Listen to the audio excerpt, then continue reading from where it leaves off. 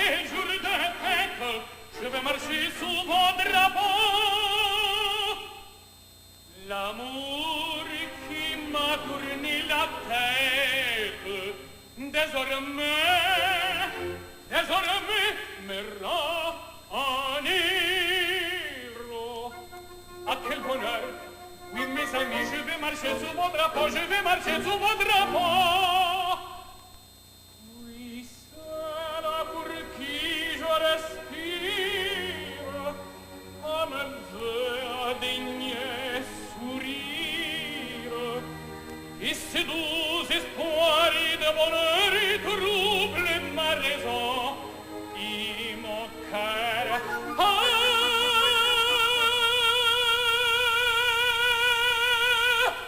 Ah, mes amis, quel jour de fête, je vais marcher sous vos drapeaux. Ah, mes amis, quel jour de fête, je vais marcher sous vos drapeaux. Je vais marcher sous vos drapeaux. Je vais marcher. Ah, mes amis, je vais marcher sous vos drapeaux. Les camarades t'aimeraient. Et c'est en vous seul que j'espère. Ah, c'est l'homme de Hamlet. Écoutez-moi, moi.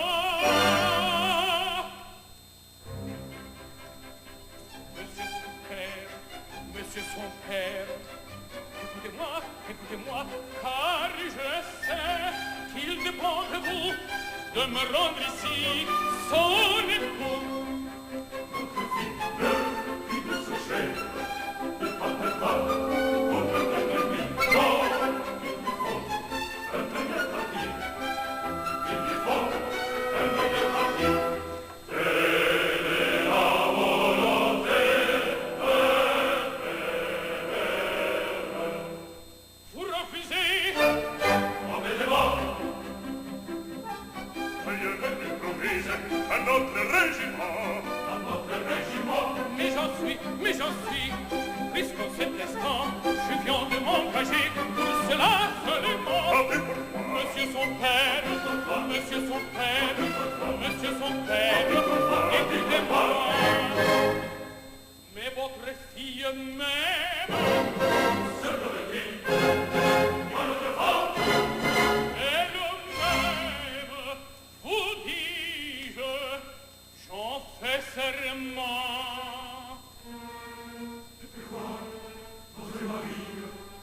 Elle m'aime,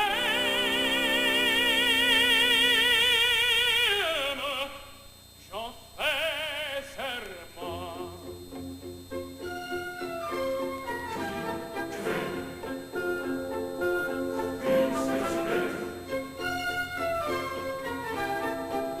Il faut emporter ici un sentier.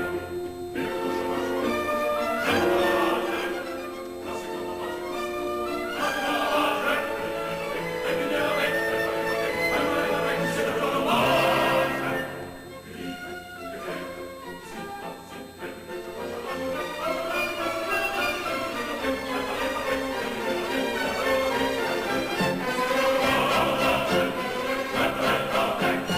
Eh bien, si tu livrais son père à ses mamans, tes promesses sont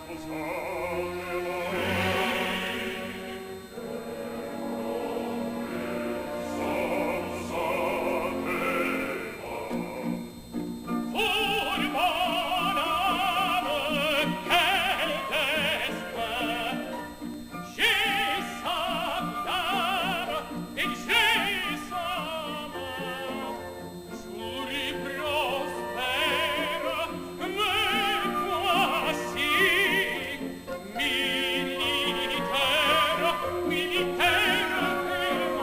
militaire et mari. Oh, pour mon âme, quel destin! J'ai sa flamme et j'ai sa main. J'en fais serment.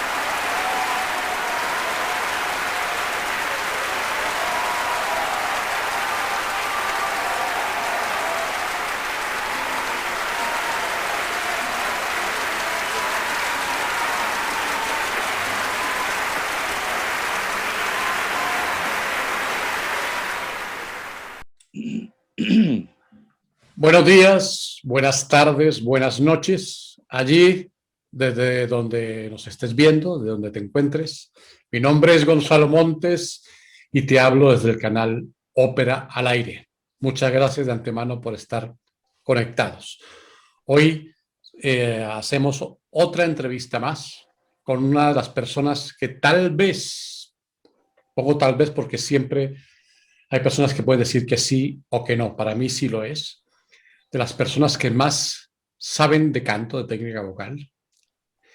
Él es un crítico musical de los más, digamos, aventajados en esta tarea de hablar sobre ópera, sobre lied, sobre música clásica y en general. Estoy hablando de Arturo Reverter, quien estudió Derecho en Madrid. Voy a leer sucintamente un currículum, como suelo hacer en cada inicio, para que ustedes sepan con quién me encuentro esta tarde. Cursó estudios de música y de canto. También estudió Derecho y también estuvo ejerciendo sobre patentes y marcas.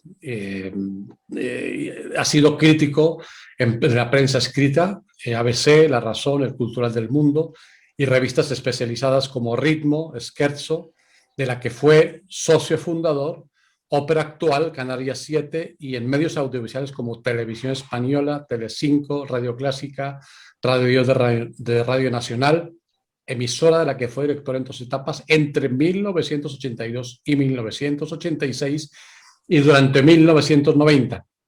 Él es conferenciante habitual de entidades culturales y musicales en España.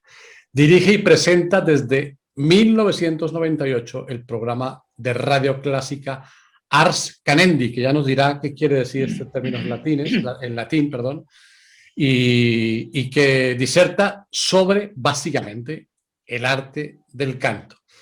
Ha publicado volúmenes de la obra comentada y discográfica, es una guía península, Scherzo, dedicada respectivamente a Mozart, a Schubert y a Brahms.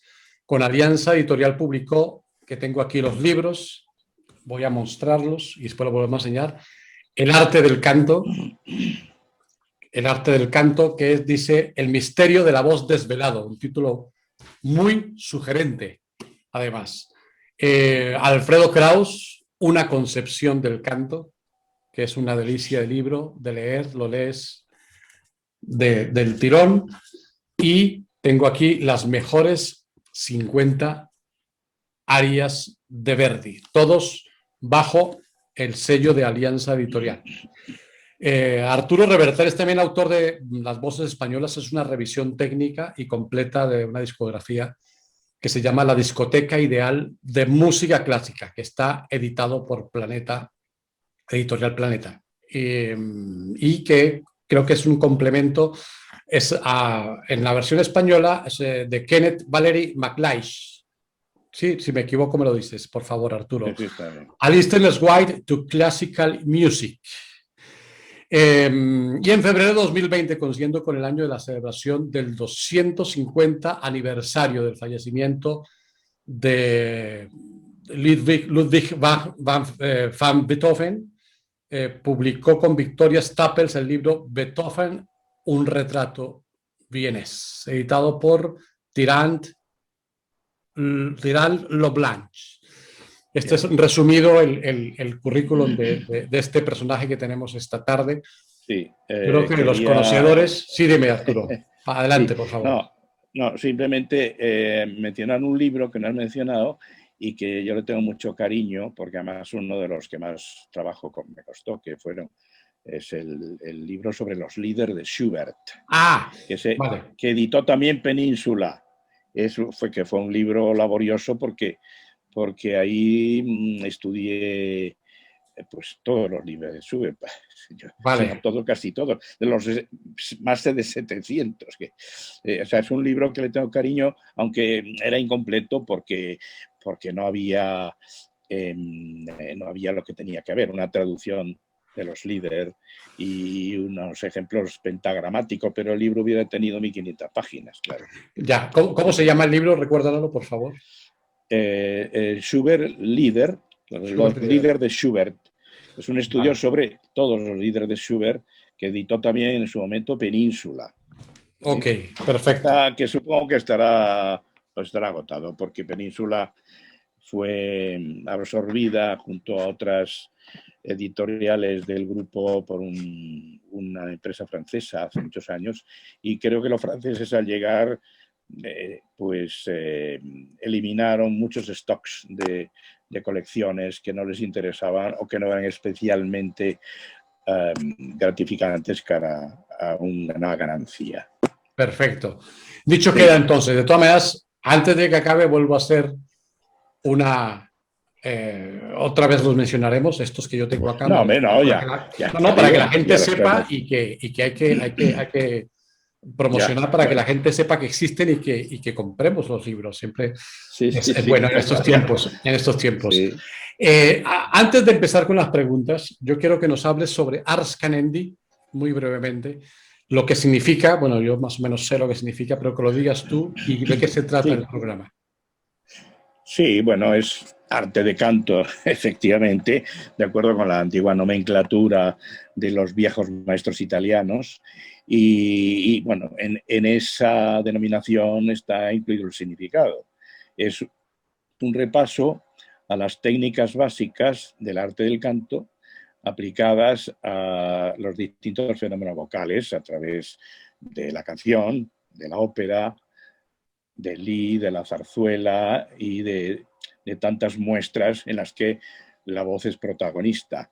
En ese programa, que se emite una vez a la semana, se estudian las técnicas, pero también se habla de óperas distintas, se analizan comportamientos de personajes, se estudian los distintos elementos que intervienen en la configuración de las figuras operísticas, se habla de cantantes conocidos, se hacen comparaciones, sobre todo muchas comparaciones, se repite una canción o un aria, se parcela, se repite y se intenta mostrar didácticamente al oyente por qué este cantante en este pasaje no hace lo que está indicado en la partitura, o se inventa una chacatura, o se inventa un agudo, no lo hace.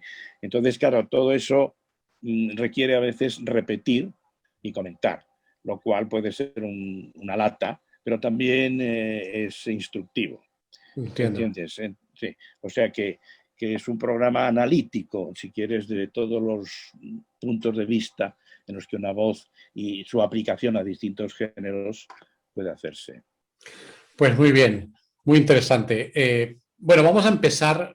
Hoy vamos a hablar de técnica vocal, que es un tema complicado, casi como hablar, casi como me refiero complicado por los conceptos, porque hay muchos conceptos, hay opiniones, como hablar de casi que de religión o de toros, pero aquí tenemos a una persona que es experta en esto de canto y hablar de canto, Arturo, es muy difícil. Es muy complejo, es decir, juzgar, decir si este tenor está utilizando la técnica adecuada, pero ha cambiado. Te quiero empezar con esta pregunta, según tu criterio, que si las disposiciones laringias, que si ya no se canta a la italiana y ese largo, etcétera. Ya no se canta como antes, o mejor, se cantaba mejor en el siglo XX, por ejemplo, o en la primera mitad del siglo XX o después de la Segunda Guerra Mundial, por ejemplo. Pues seguramente sí, si consideramos que el canto es un arte fino, refinado y bien delineado, que expresa sentimientos de la manera menos forzada posible. En ese sentido, los cantantes de mediados del siglo XIX, que eran herederos, a su vez, de la técnica de los antiguos castrados,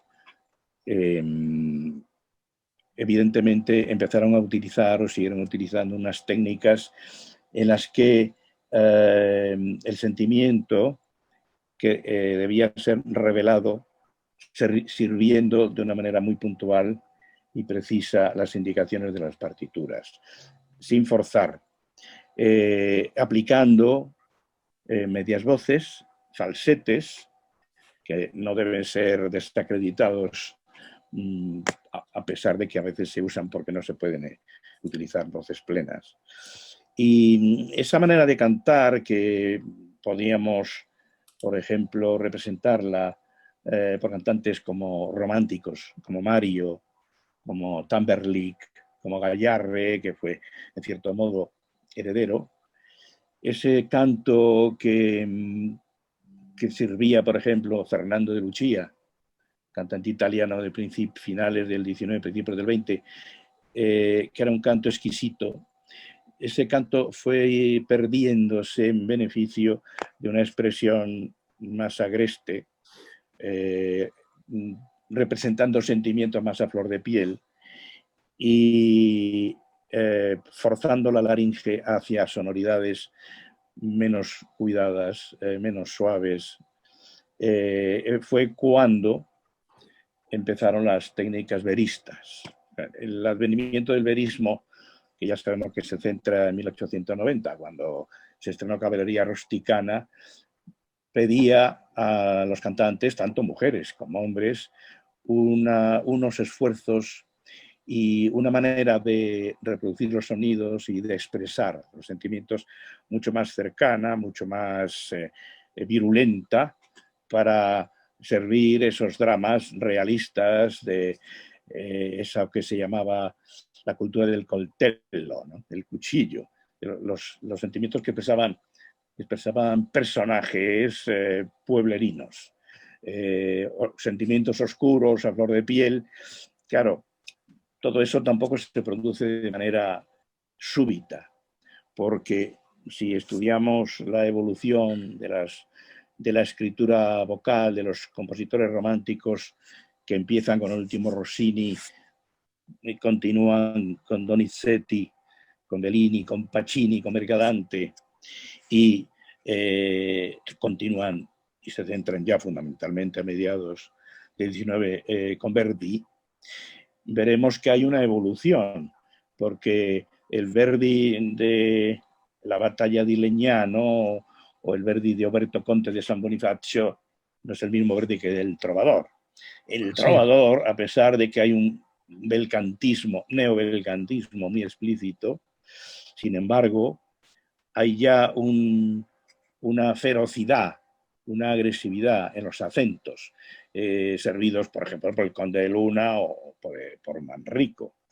Y eso es un paso más hacia el verismo, que a su vez pasaría por el empuje que darían los franceses. Por ejemplo, Bizet, la Carmen de Bizet tiene mucho de verista.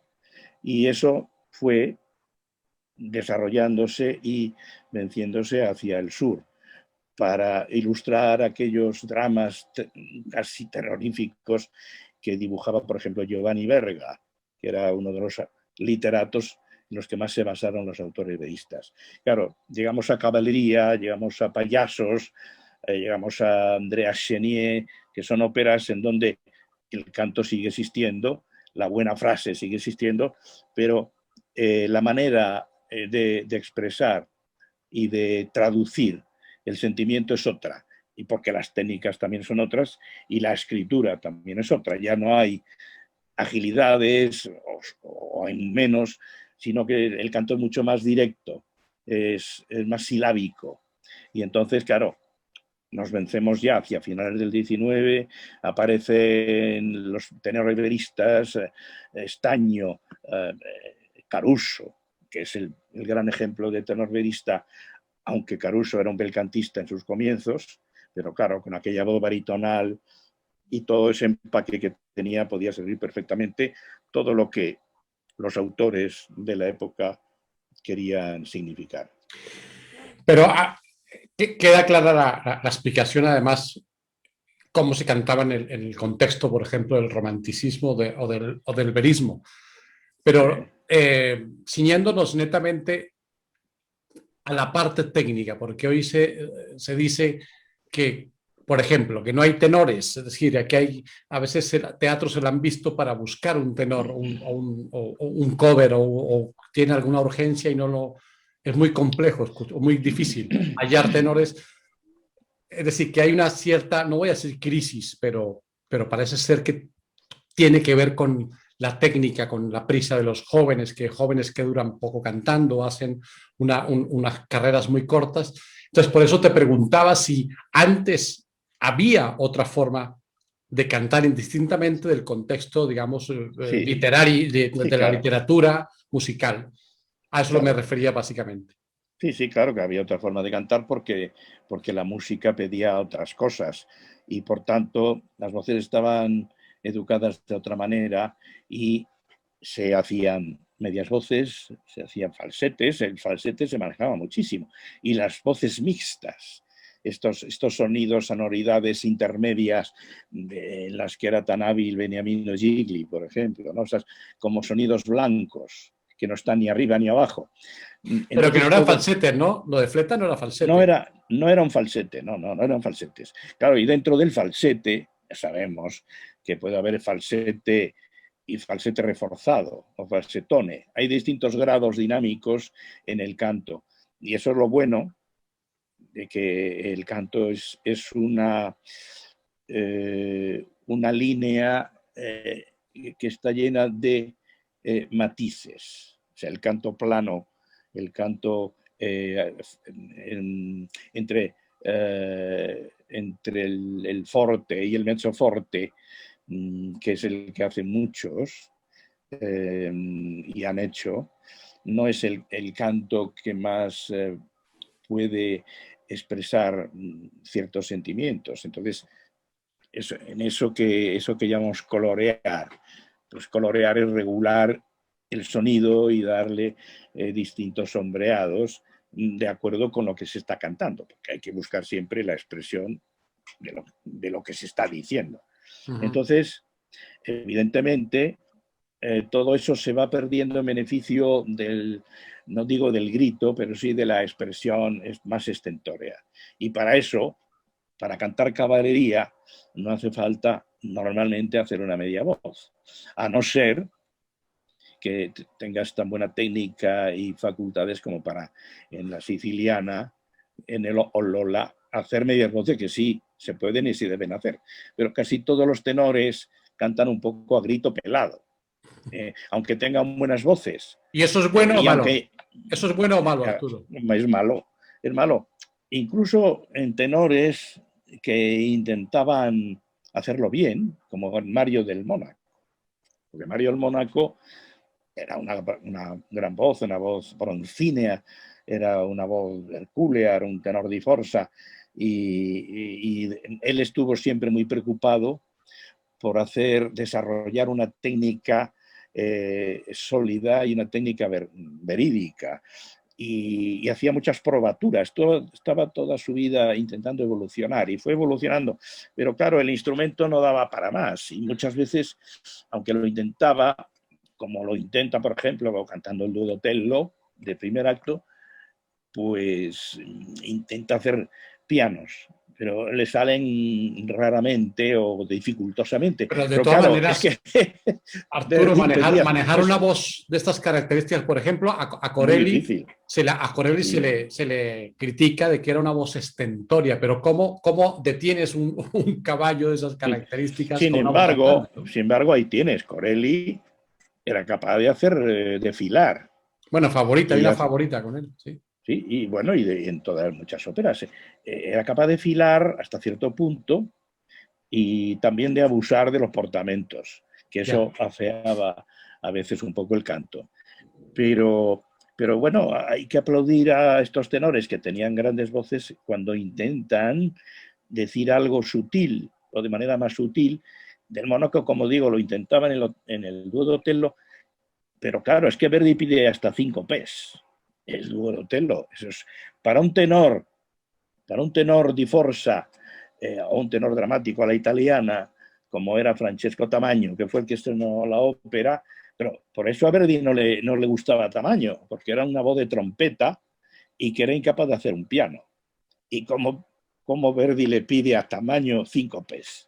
Pues dificilísimo. Pero vamos, a lo que vamos, el canto, el antiguo, el mediano, el moderno, el posmoderno, si es un canto auténtico y bien fundamentado, tiene que ser un canto variado. No puede ser un canto a piñón fijo, que eso es a lo que estamos sometidos en muchas ocasiones. Bueno, referente a esto que dices, ahora hablaremos porque, como he dicho, hablaremos de Alfredo Kraus, de su técnica y demás, de todo lo que se ha dicho, bueno, todo no, tanto lo bueno como lo malo, referente a la técnica vocal y a esto que estás hablando, Arturo, de la expresividad, es decir, cuando se colorea la voz, entonces, eso. en aras de que no se haga un filado, pues entonces se le da un cierto color para expresar lo que quería decir el compositor. Vamos, bueno, la otra pregunta que quiero hacerte es, porque yo he hecho aquí un pequeño guión para tener más o menos un orden. La longevidad vocal depende, sin duda alguna, de una buena técnica, de una técnica sólida. Pero han habido cantantes muy buenos que han tenido carreras cortas. ¿Quiere decir esto? Hablamos del caso de Giuseppe Di Stefano o de Björling, por ejemplo. ¿Quiere decir esto que su técnica no era tan sólida? No, bueno, es que el caso de Di Stefano es muy peculiar. En primer lugar, Di Stefano tenía un don de la natura. Tenía una voz maravillosa, de lírico ligero, cuando empezó a cantar y cuando estaba en aquel refugio en donde era, en Suiza, me parece que era durante la guerra. Y hay grabaciones de esa época, de los años 41, 42, en donde la voz era una maravilla, ¿no? Además, no existía el pasaggio, no existía el pasaje de la voz, era todo igual, era todo de arriba abajo, perfumado y transparente, puro, diáfano y soleado. Pero claro, Di Stefano tenía un temperamento, no tenía una técnica adquirida, tenía una técnica de natura. Y cuando, llevado ese temperamento, intentó buscarse otros repertorios más sustanciosos, menos ligeros, menos líricos, como la voz, como la técnica no era sólida, pues le pasó lo que le pasó, que tenía que recurrir a engolamientos, a nasalidades, a reforzamientos espurios, y por eso la voz se fue agostando, aunque él seguía cantando a los 60 años y en aquella gira famosa con la Calas, por ejemplo, pero ya la voz era una sombra de sí mismo. ¿Y qué otro has mencionado? Yo soy Björling, pero... Pero no, Björling, vamos a ver, Björling es que murió joven. No es que se estropeara la voz, aparte de que puede que se le hubiera estropeado porque le daba al frasco. Y creo que murió de un ataque al corazón después de cantar una Buen, y tenía 40 y tantos años, me parece, o algo así. Pero Björling tenía una voz perfectamente puesta, que además era bellísima. Y era un cantante que yo lo he escuchado bastante últimamente, que podía hacer pianos y filados. Hay, por ejemplo, me parece que es en el do sobreagudo de Salud de Mere Chaste Pure de Fausto, hay que ataca en piano el do, lo acrece y luego lo reduce, hace una especie de mesa di voce. Era un hombre con unas facultades extraordinarias y una voz bellísima, un cantante fuera de serie.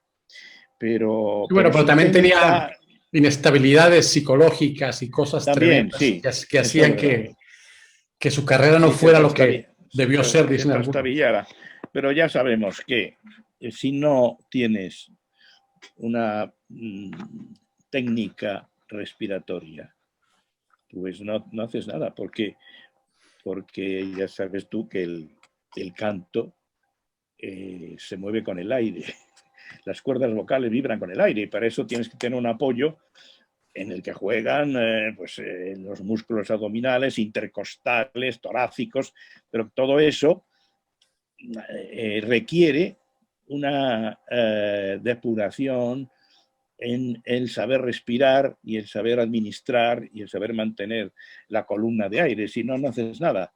Si no, no tienes fiato, si no, no tienes apoyo, no puedes regular, no puedes hacer media voz, porque una media voz es una voz plena, pero a medio gas. Pero la posición es la misma.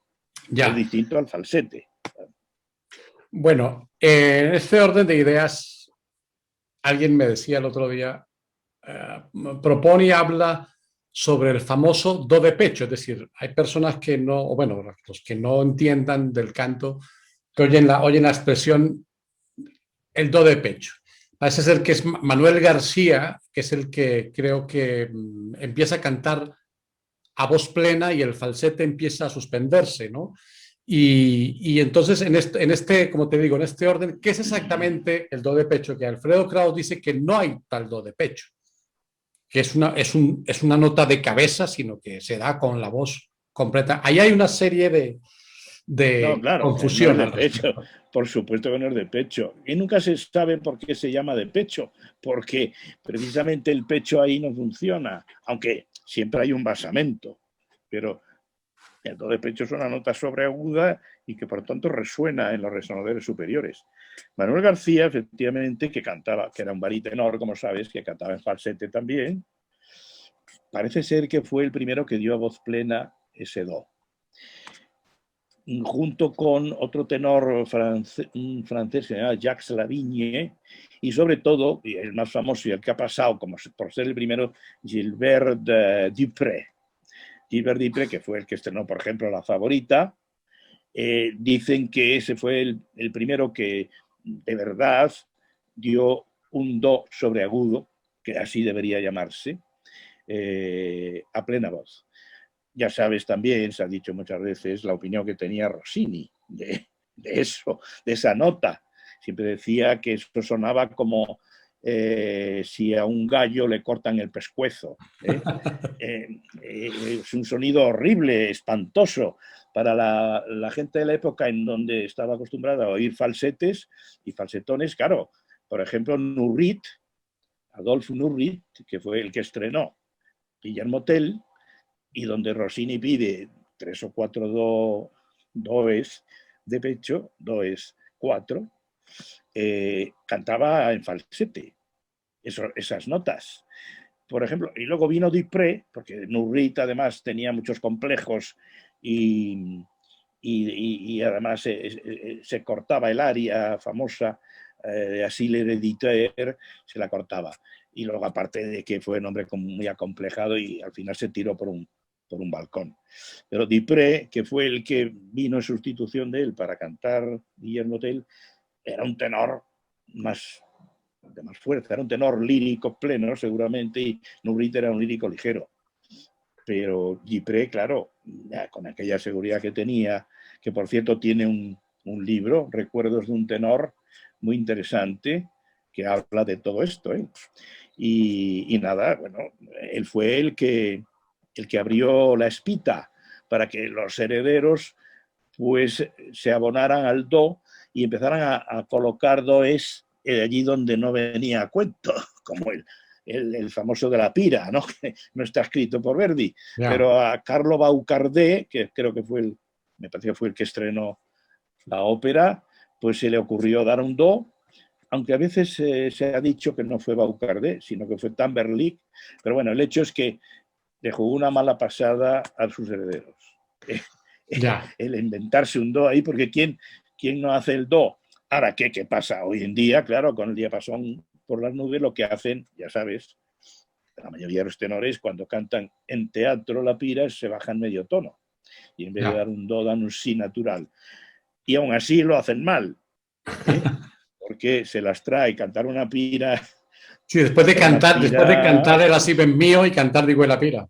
Tremendo. El Así ben mío, que es un aria dificilísima, que es un aria romántica, y sin embargo, claro, después te meten la pira y además la pira se canta 2 veces. O sea, hay una repetición que se suele comer y hay, además, en Baucardé o Tamberlik no solamente dan un do al final, sino que en medio Entonces, Bueno, claro, les han hecho Stravinski. uno que la repetía y que a veces los directores se negaban era Franco Bonisoli, ¿no? Bueno, Bonisoli era un caso curiosísimo, ¿no? Un tenor que era lírico ligero, o lírico ligero incluso cuando comenzó, pero tenía una facilidad enorme para el agudo y el sobreagudo, y además bien colocado. No Bien era colocado, un sí. artista, no era un artista de primera, no era un artista exquisito, era un poco bruto a veces, y Sí. además con un temperamento inestable y que daba mucha guerra a los teatros. Y bueno, pero el hecho es que hay por ahí una serie de grabaciones de Bonisoli que da gusto escuchar cómo se va arriba, con una voz agradable Pero además. de todas maneras, Lo los que teatros pasa que no era... se caen Sí, oyéndole, ¿no? claro, hoy los agudos ya se sabe, tienen, tienen esa peculiaridad que el público se queda con ellos. Aunque el cantante no cante un pimiento y no diga nada, no exprese, no coloree, no acentúe, si te da que le pasaba, por ejemplo, a Mario Filipeschi, Sí. un tenor de agudos, o Luigi Ottolini, eran tenores que cantaban bastante mal, francamente, pero venía a la pira, venía en Guillermo Tell o en La Favorita y te cascaban el do, y entonces el personal se quedaba con ellos, pero no eran artistas auténticos. Ya. Bueno, pasando a otro tema, este canal es también para acercar a la gente que quiera conocer un poco más sobre el género, sobre la ópera, sobre el canto y demás. Hay gente que dice, ay, a mí me gusta el bel canto, usted trabaja con el bel canto. No, lo que me gustaría que explicaras a la gente es, a que nos ven, qué es exactamente el bel canto, evidentemente a qué se refiere, y ya de aquí pasamos a la siguiente parte que tiene que ver precisamente con el bel canto. Ya. Bueno, empezando por recordar lo que decía Krauss, que bel canto es todo. Incluso el verismo es bel canto si se hace bien, porque es el canto bello, el canto bien hecho. Lo que pasa es que la expresión se ha colocado en tiempos de la ópera seria. La ópera donde triunfaban no solamente sopranos, mezzos y bajos, sino sobre todo los castrati, que hacían bel canto. Las óperas serias de Händel o de Hasse, de John Melly, son gente que escribía muy bien para la voz y que los castrati recreaban amorosamente. Y no solamente los castrati. Pero era un canto que exigía un virtuosismo especial y exigía un dominio de la coloratura, o sea, de las agilidades, y también una fantasía para adornarse. Las arias tripartitas, A-B-A, normalmente los cantantes en la repetición de A se adornaban y se inventaban cosas a lo que los compositores no se negaban. Incluso lo decía Donizetti, que a mí cuando Anita Chinardi Persiani, una de estas, me adorna la repetición, yo encantado, porque fantasea y embellece. Ese embellecimiento, sabe alimenti, ¿no? Pero claro, Rossini, que heredó vía Mozart, que Mozart es un bel cantista puro y además emplea una coloratura esencial, una coloratura necesaria, porque muchas veces en la ópera seria, en Händel es el ejemplo, muchas veces la agilidad, las agilidades, los adornos, pues lo que hacen es embellecer la línea vocal, pero realmente a lo mejor no tiene nada que ver con lo que se está cantando. Sin embargo, Mozart abunda en la coloratura esencial, en la coloratura que es expresiva y que es, por tanto, necesaria. Incluso dos arias tan adornadas como las de La Reina de la Noche, de la flauta mágica, que tienen, como sabes, escalas, notas picadas, staccati, saltos de octava, bom, bom, bom, sobre agudos, Sin embargo, están puestas en la boca de una señora que es autoritaria y dominante, castrante, una gran madre.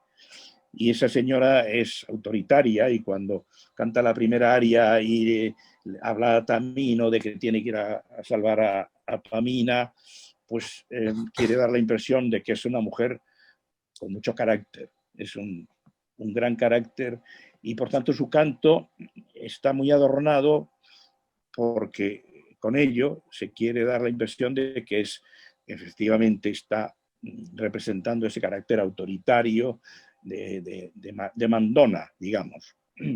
Y eso puede tener un sentido. Lo que pasa es que muchas veces la coloratura pues, es un poco artificial e innecesaria, pero en los tiempos de la ópera seria pues servía para lucirse y para que los públicos también aplaudieran a las sopranos, a los barítonos bajos, que eran más o menos lo mismo, a los tenores, que eran menos, y sobre todo a los castrati, que eran los grandes dominadores de mediados del siglo, desde principios ya, finales del 17, principios y mediados del 18, y luego a sus herederos, los tenores y sopranos románticas que seguían la escritura, por ejemplo, de un Rossini, que Rossini, él defendía la escritura de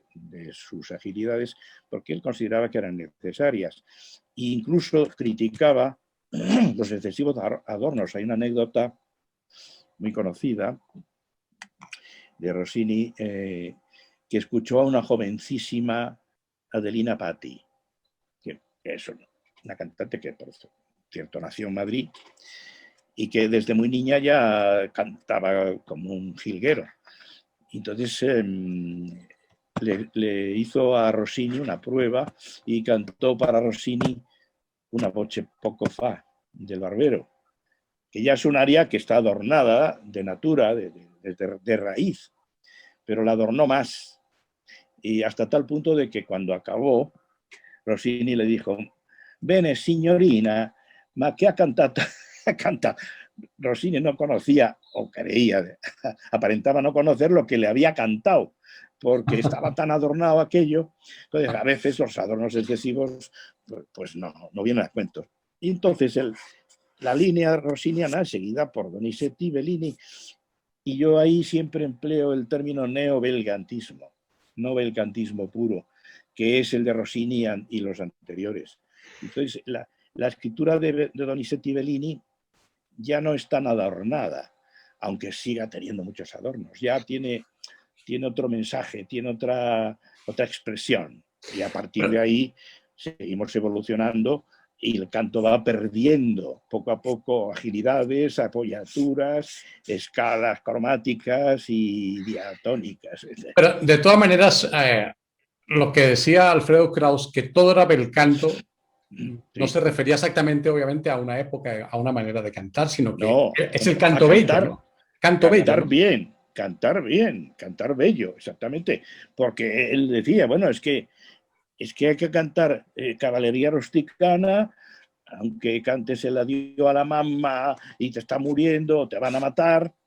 Es un canto muy dramático, de despedida casi de la vida, pero tienes que cantar bien, incluso hacer pianos ahí. Entonces, efectivamente, en ese sentido, todo es buen canto, todo es bello canto, pero efectivamente, claro, el cantismo típico tradicional pues se va perdiendo ropaje, va perdiendo barroquismo hasta desembocar, bueno, pues si quieres, en el verismo, y no hablemos ya pues del lenguaje vocal de compositores de la Escuela de Viena y del Spregesang y todo eso, que es otra historia. Ya, bueno, bel canto, es decir, en la ópera todo sería bel canto. ¿Tú habrás oído canto feo alguna vez o no? Hombre, sí, cuando se canta mal. Pero no digo por errores técnicos, exactamente, sino interpretativos. Claro, claro, claro, sí, interpretativo. Muchas veces los cantantes no cantan bonito. Hombre, la palabra bonito pues puede ser un poquito Subjetiva, despectiva sí. y un poquito que no está de acuerdo con ciertas cosas. Pero bueno, la palabra bello yo creo que es, o bueno, son más ajustadas, ¿no? Pero de todas En el maneras, sentido, sí. sin entrar en discusiones, pero es que la belleza ya sabes que depende del ojo de quien la mira también a veces, ¿no? Es decir, es muy subjetivo el concepto. Bueno, por supuesto, en el arte y en la vida, en todo, no hay una sola verdad, no hay una verdad absoluta. Y yo siempre insisto en eso, ¿no? El subjetivismo manda. Ya. Y por eso, ante una partitura, que es a veces un libro abierto, pero un libro que no está definido del todo, caben muchas maneras de acercarse a ella, como a una norma jurídica. ¿Por qué en el Supremo a lo mejor hay 5 jueces y 3 aplican la norma de una manera y 2 de otra y no están de acuerdo en la calificación del delito? Pues porque todo es subjetivo y en eso, en la opinión de cada uno influye la cultura, la preparación y O en sea que ciertos partimos, aspectos. Arturo, partimos de que en el canto no hay verdades absolutas, ¿no? Es imposible que las haya. No, hay una sola verdad absoluta, que el canto es resultado del manejo del aire que ha de hacer vibrar en su viaje hacia arriba, impulsado por los mecanismos musculares, unos ligamentos que se llaman cuerdas vocales. Vale, ahora en esta segunda parte hablamos de eso. Ahora en esta Eso es la segunda parte única, hablamos de eso, que es esa es muy la única interesante. verdad. Sí, sí. Sí, que es muy interesante. Antes de seguir con esta segunda parte, que es de Alfredo Kraus, vamos a escuchar eh, la solita historia del pastore y Sí. volvemos en un momento y hablamos de Pero Alfredo Kraus latínico. por Alfredo. Por Alfredo Kraus, por Alfredo Kraus. Bien, bien, es ¿Vale? un buen exponente de lo que es el buen canto. Sí. Un minuto y volvemos.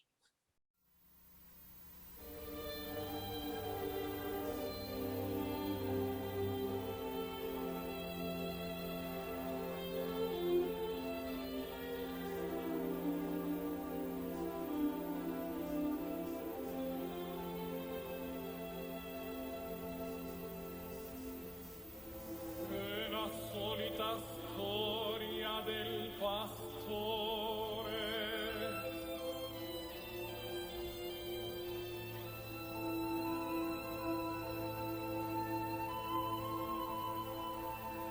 Il povero ragazzo voleva raccontarla.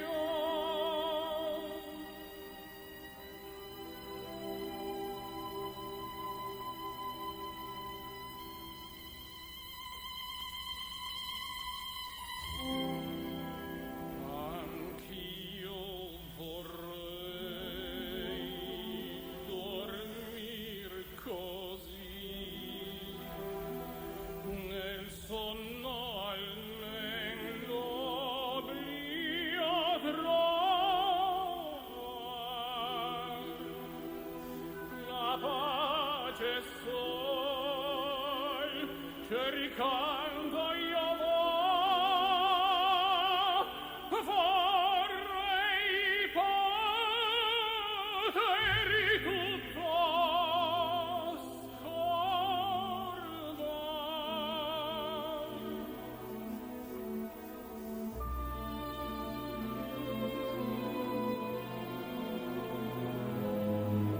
Ogni sforzo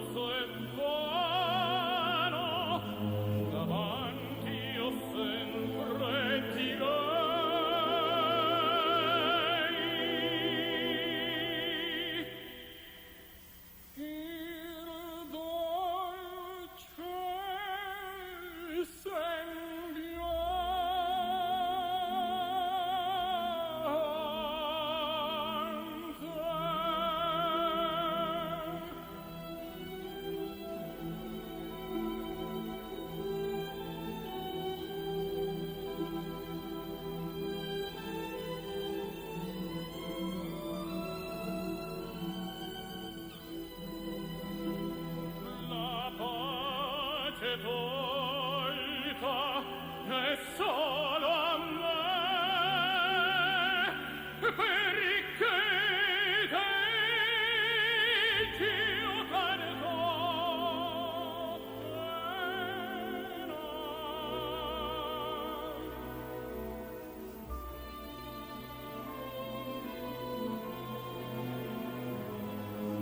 Lei sempre lei mi parla al cor, fatale vision mi lascia.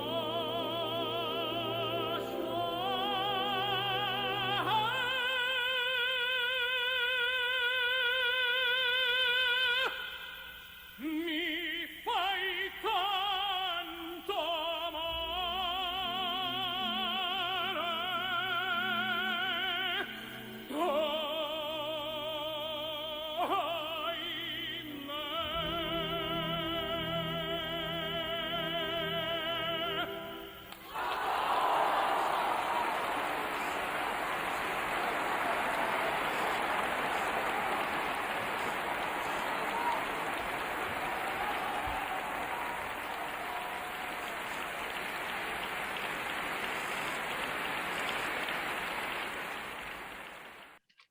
Bueno, ¿qué les pareció? La solita historia del pastore, aunque aquí, leyendo el libro sobre Alfredo Kraus, él comentaba, por ejemplo, habla de Miguel Fleta, que Miguel Fleta se tomaba ciertas licencias, ciertos adornos que a veces no es que afearan el canto, sino que se volvía un tanto, vamos a decirlo, meloso Sí. y por ejemplo, cantando Lucheva le Stelle, Tosca, aunque creo que Puccini aceptaba todos esos arreglos. Sí, no le convencía. No le convencía mucho. Sin embargo, quedaron ahí, bueno, ahí están las grabaciones. Pero, por ejemplo, este canto de Alfredo Kraus, cuando ese último agudo no está escrito y él lo hace. Es decir, sí, natural. Sí, que claro. es un sí natural. Mi blacha, arriba. Claro, hoy por hoy, eso lo ha creado él como una tradición prácticamente, porque creo que fue el que empezó a cantarlo así. No sé, no tengo claro que fue el primero que dio ese sí natural. Ese sí natural. Entonces, claro, ahí se contradice un poco, porque él dice es que Fleta hacía cosas que no estaban escritas. Entonces, a veces las tradiciones... No, pero en el tema de los agudos, Kraus era muy libre. Ponía sobreagudos allá donde le venía bien. Hombre, siempre que fuera musical.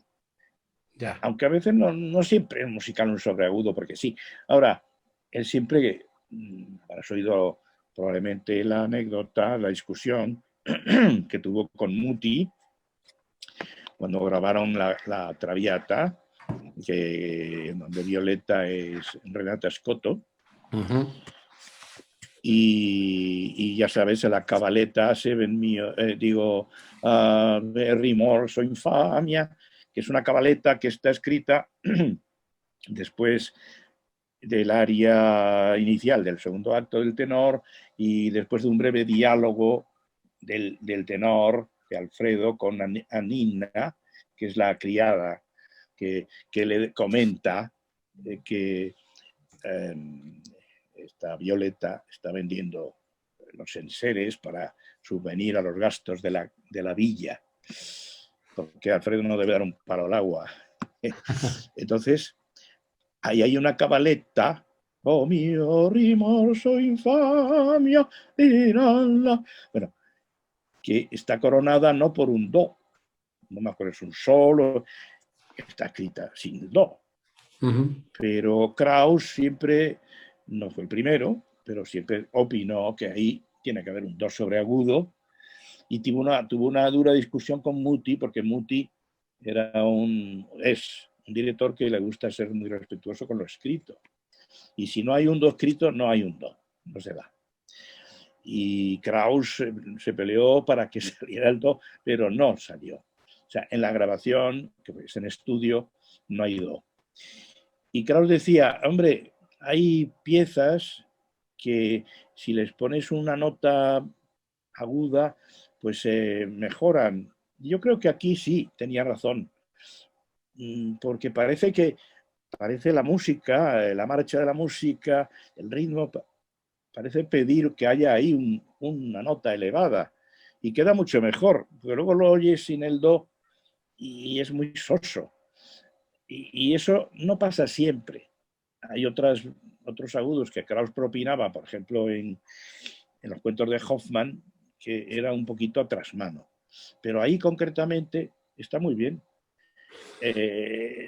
Entonces los agudos, cuando no están escritos, pues oye, también la tradición hace mucho. Ya, pero es que a veces quedando tradición, hay cantantes, por ejemplo, que si así, que ese sí o no lo tienen o no lo dan, y entonces la gente se queda. Entonces a veces es un arma de doble filo, ¿no? Claro, ¿quién canta la pira hoy sin el do o el si natural? ¿Y quién canta la dona móvil sin el si natural? Ya. Muti obligó a, no sé si era Pavarotti, en la versión que tiene grabada, a terminar la dona móvil sin ese si natural. Pero claro, es que hoy en día, ¿quién hace la...? Vamos, eso lo hacen desde mucho antes de Caruso, el si natural lo hace todo el mundo. Pero, y además es que queda muy bien, pero no siempre queda bien. Pero bueno, eso también va a cuestión de gusto. De todas maneras, Alfredo Kraus, que soy ferviente admirador, los tenores maravillosos, sin duda alguna, pero él era muy contundente en sus conceptos. Es decir, parece ser que no daba campo a ciertas discusiones porque él lo tenía muy claro. Muy claro. Muy claro. Sin embargo, bueno, la primera pregunta que te hago sobre Alfredo Kraus, y que creo que lo dices en tu libro, sí. ¿es Alfredo Kraus el último belcantista?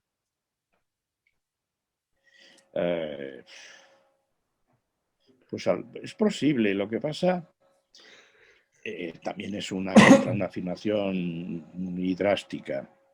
Lo que pasa es que el belcantismo de Kraus estaba ayornado, podríamos decir, porque él, fíjate, aunque en su juventud sí los utilizó, criticaba el uso de los falsetes.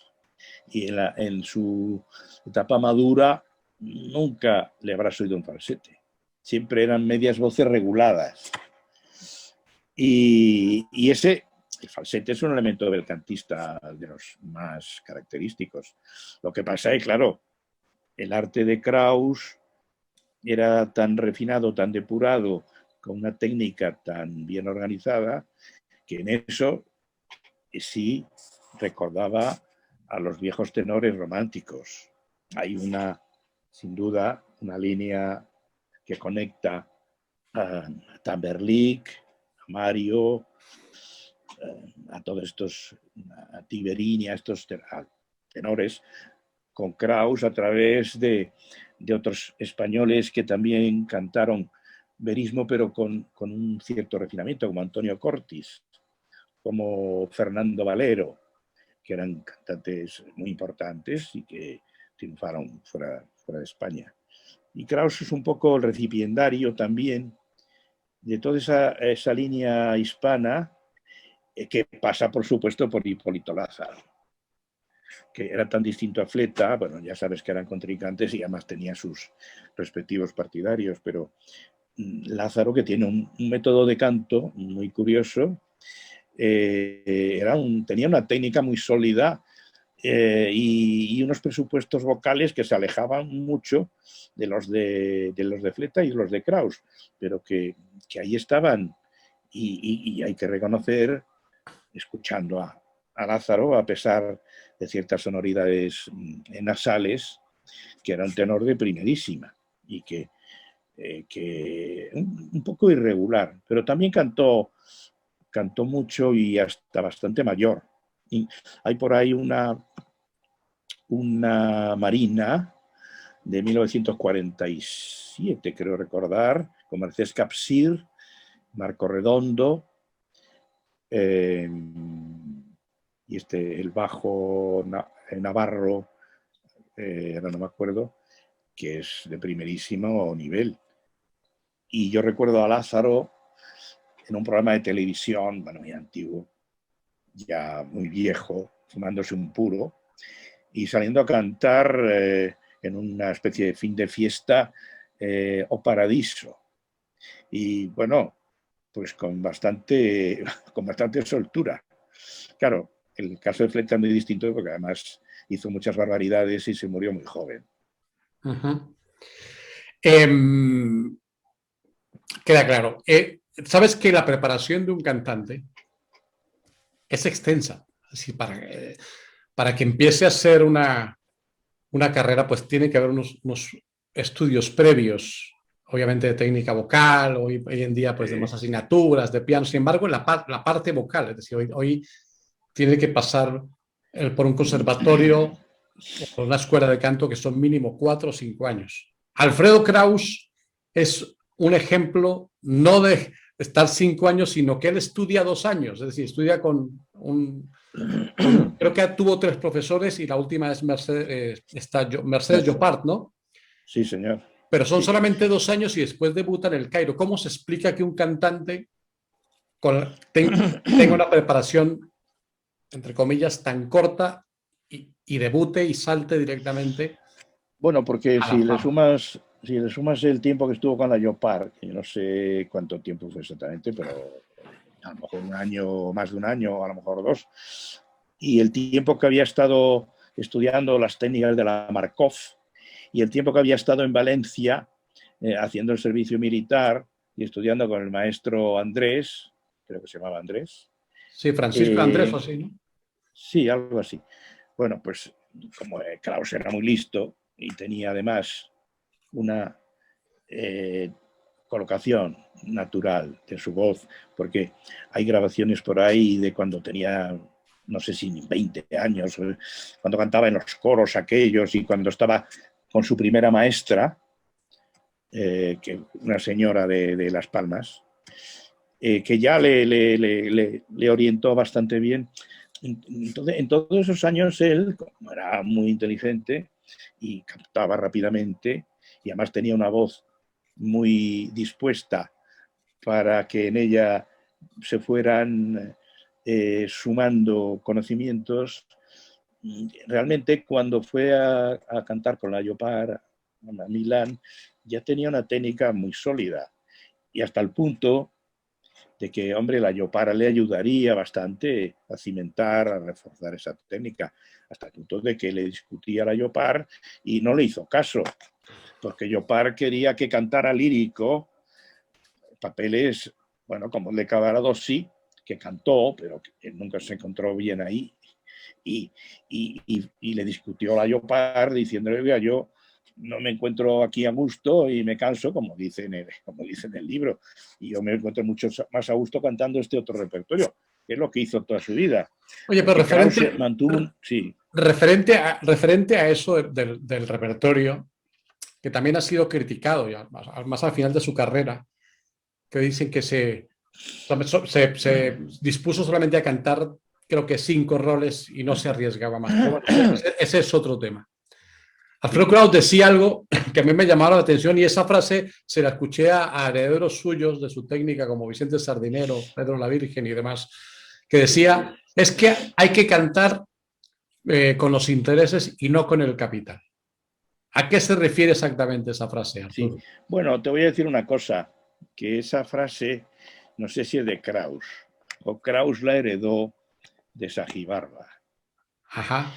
Porque a mí esa anécdota me la contó Luis Sagibela, el hijo de Sagibarba, y Luis Sagibela, jovencito, me contó a mí que iba con su padre muchas veces, con Sagibarba, pues a algún bar o cafetería de la Gran Vía, y a veces se encontraba con Amadeo Vives, Sagibarba. Y hablando con Amadeo Vives, surgió esta cuestión, y Sagibarba era el que decía que hay que cantar con los intereses y no con el capital. Hay que, como decía Sagibela y decía su padre, empiezas a cantar una cosa y echas unas moneditas, unos reales, por aquí, por allá. Viene otra frase, echas otros reales, una calderilla, pero llega el momento, entonces echa 2 pesetas. quiere decir que hay que regular y no lanzarse del principio, que muchas veces pasa, que los tenores se gastan el capital de repente y no administran. Y eso pasa muchas veces. Me recuerdo un tenor mexicano que se llamaba Julio Julián, que cantó, bueno, fue la voz que salía en una película sobre el padre Mojica. Una película mexicana, ¿te acuerdas del padre Mojica? José Mojica, sí. El del Orfeón Infantil Mexicano. Pues se hizo una película donde trabajaba Libertad Lamarque, aquella argentina famosa, y Julio Julián era, la voz de Julio Julián era la que salía en la película, porque Mojica había sido tenor. Bueno, pues Julio Julián era un tenor lírico ligero que cantó en España pues unas temporadas, y recuerdo una marina en el Teatro de la Zarzuela, ya sabes, Costa la de Levante, sin natural, que no está escrito, y entonces él vino desde el fondo, todo henchido, todo seguro de sí mismo, y metió un sí natural, bueno, que le salió bien, y hasta el punto de que el público le aplaudió mucho y le obligó a hacer el bis, y metió un gallo espantoso, porque había gastado todo el capital la primera vez. Por eso Krauss no era amigo de los bises, porque decía que te podía haber salido bien la primera vez, pero la segunda la podías cagar. Por eso hizo poquísimas veces bises en su vida. Uno de los más conocidos es el Spirito Gentil del Colón de 1971, que ahí sí cantó, repitió la romanza. Ya, bueno, y hablando más netamente de la técnica vocal, a ver si te animas tú ahí a hablar de técnica. Bueno, ten en cuenta una cosa, que yo puedo ser más o menos un conocedor, ya, porque he cantado también de aquella manera, he estudiado canto, pero yo no soy profesor de canto. Ya, no, pero por eso digo, no me atrevería nunca a ser profesor de canto. No quiero ponerte en un brete ni mucho menos. Simplemente estamos hablando de Alfredo Kraus. Yo fui, testigo, alguna vez asistí a una de sus clases en Santander, y él tenía una forma de enseñar y de decir y de basar todas las vocales, que son la base fundamental del canto, en la vocal I. Y la I es que es una vocal terrible en el sentido de que pues no tiene esa apertura como pueda tener una vocal abierta como la A, por ejemplo. Entonces él basaba todo eso en la I y decía, y lo dice ahí en tu libro, que es que la I está equivocadamente mal concebida, que la gente piensa que cierra, ¿no? Él decía, no, es que abre la glotis. Exactamente. Y es que las vocales tienen, y el resto de vocales van vecinas, dice él las llama vocales vecinas. Sí. Pero eso lo demostraba con dibujos y con diapositivas. O sea, proyectaba la laringe con las 4 vocales. La posición de la laringe cuando se emitía una vocal u otra. Y resulta que parece ser que la I es la que expande más la cavidad por dentro, y por eso tiene unas resonancias y unos armónicos que ayudan a que las otras los tengan también. Y él decía eso, efectivamente, o tú comentas, que él cuando da un agudo en la A o en la E o en la O estaba pensando en darlo con la I. Curioso. Ya. Una técnica que dicen muchos, y te voy a poner, no te quiero, por eso te digo ponerte aquí en situaciones difíciles. He escuchado, sin ánimo de nada, de que mucha gente decía, no, si es que esa técnica solamente le funcionaba a él, que creo que Renata Scotto también lo dice en el libro, que alguna vez se lo dijo a alguien. ¿Tú crees que eso es cierto, que solamente le funcionaba a él esta técnica? Bueno, yo creo que eso podría funcionar. En otros sí, en algún caso ha sucedido, algún seguidor, discípulo. Lo que pasa es que los otros no saben hacerlo. Probablemente no saben situar o emitir o colocar, y por eso a otros no les ha salido, si lo han intentado hacer o no lo han visto claro, pero está claro que a él le salía. Pero tiene que ver con la comprensión, Arturo, me refiero. A eso me refería al inicio cuando hablamos de la técnica netamente italiana, que es cantar sulla parola, sul piano, que parece ser que, bueno, también se habla que eso es otro tema también engorrosísimo, que es que hay que cantar con la laringe baja. Yo nunca entendí ese concepto de hablar con la laringe baja, hacerlo conscientemente. Entonces, a Krauss se le critica, o se le ha criticado, que cantaba muy alto, que él cantaba incluso de una manera nasal. Yo fui alumno de Vicente Sardinero y él heredó esa técnica porque estudió en Chicago con él cuando cantaron juntos un Don Pasquale. Y él cantaba su técnica, aunque la voz de Sardinero se aclaró después. Bueno, no sé si es la palabra correcta de que se haya aclarado. Simplemente que de eso se le ha acusado, entre comillas, de que su voz era muy alta, muy aguda y que no... Ya, no, lo que pasa es que eso no tiene que ser motivo de crítica, que es lo que, ya sabes tú, es lo que se llama la proyección a la máscara, ¿no? Ya. La parte superior del rostro.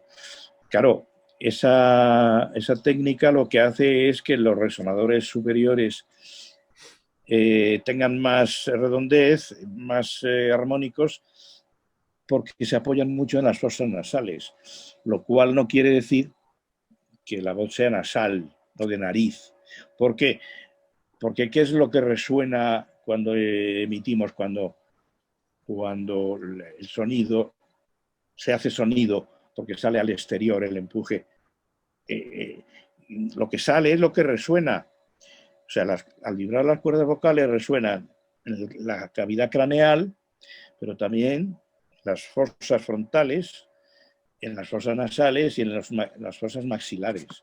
Todo eso contribuye a que el sonido tenga cuerpo y se refuerce y tenga esa vibración y tenga esos armónicos. Y evidentemente esa proyección a la máscara que efectivamente cultivaba Krauss, que cultivaba Sardinero, que cultivaba y que venía de muy antiguo, Tita Ruffo, o otro barítono, Sesto Bruscantini, sí, al que Krauss admiraba muchísimo, eran amigos. La propia Renata Scotto, ¿no? También que fue...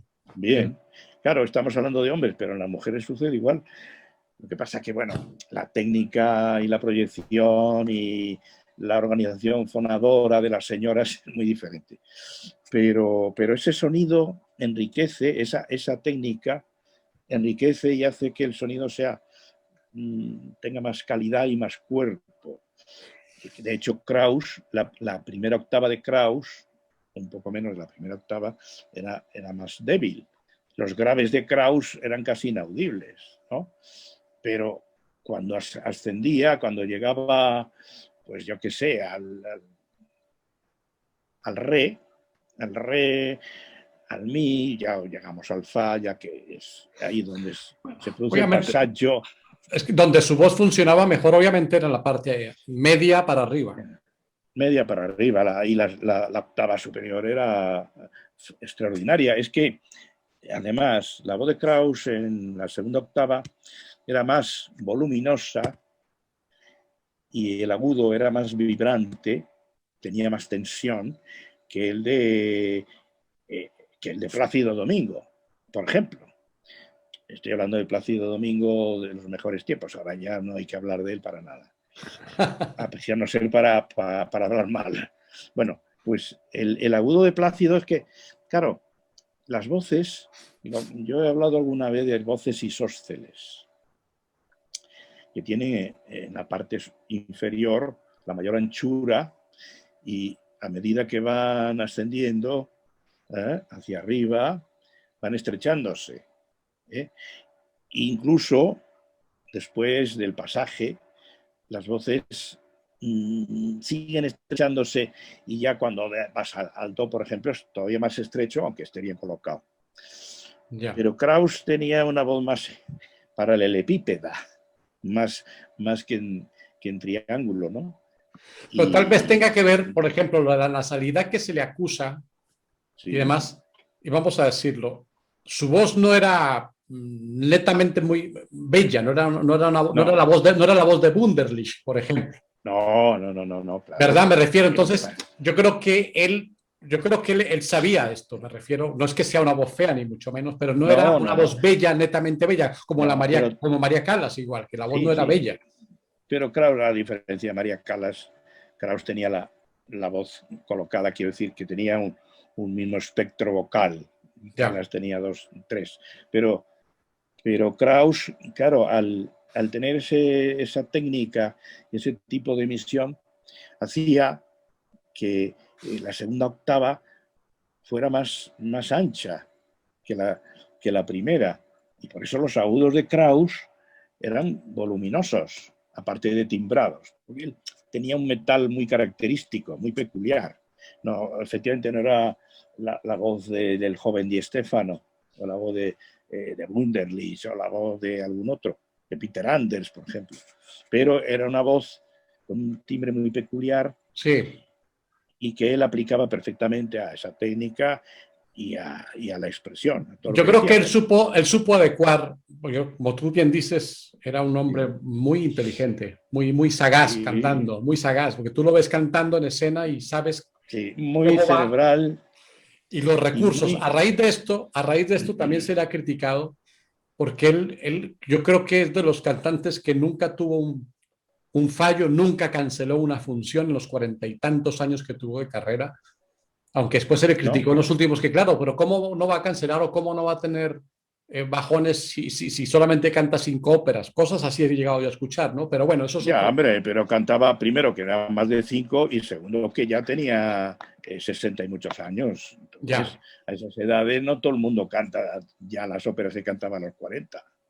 Y también se ha dicho que era un cantante frío, precisamente era más técnico que frío. Yo no estoy de acuerdo con eso. Sí. No, yo tampoco. Yo lo veo, es que lo escucho de joven y es de una belleza el canto absoluto. Incluso ya... Tienes, por ejemplo, cantante como Di Stefano, imperfecto, con una voz maravillosa, pero que se entrega a tope. Y que solloza cuando hay que sollozar y que a lo mejor se embebe en el personaje que está defendiendo y sufre con él. Claro, eso muchos otros cantantes lo habrán hecho. Pero Kraus defendía que no te puedes emocionar de verdad cantando. Oye, si Arturo, perdona que te interrumpa, pero emocionarse, tú no sé si lo has visto cantando en el Municipal de Chile el día que me quieras, que se sienta en una silla a llorar.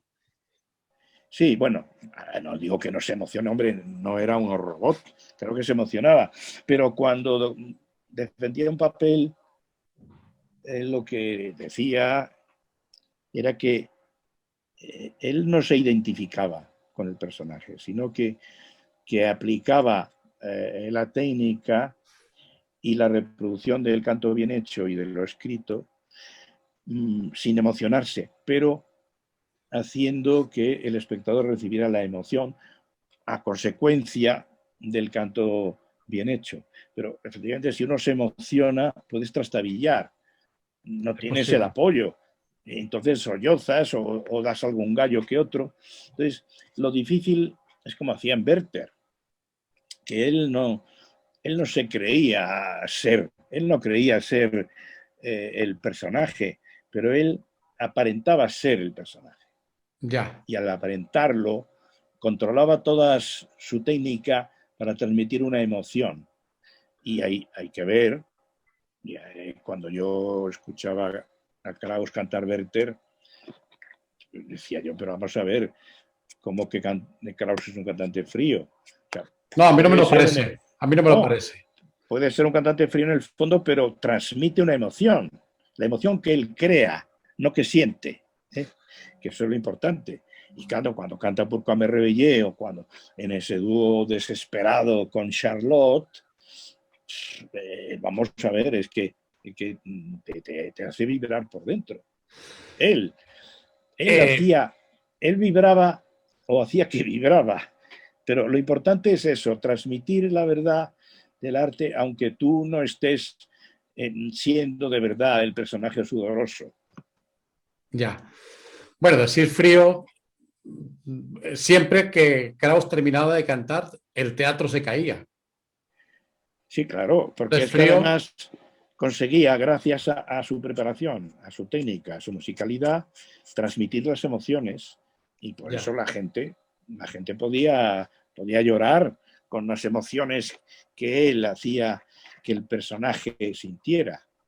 Bueno, esto es un tema tanto en Werther como en otras. Sí. Ya, es un tema que daría para hablar, el tema de la implicación actoral, ¿no? La cuestión de Stanislavskiana, de si uno se debe implicar emocionalmente o no, porque puede ir en detrimento claro, eso es del artista, técnica, ¿no?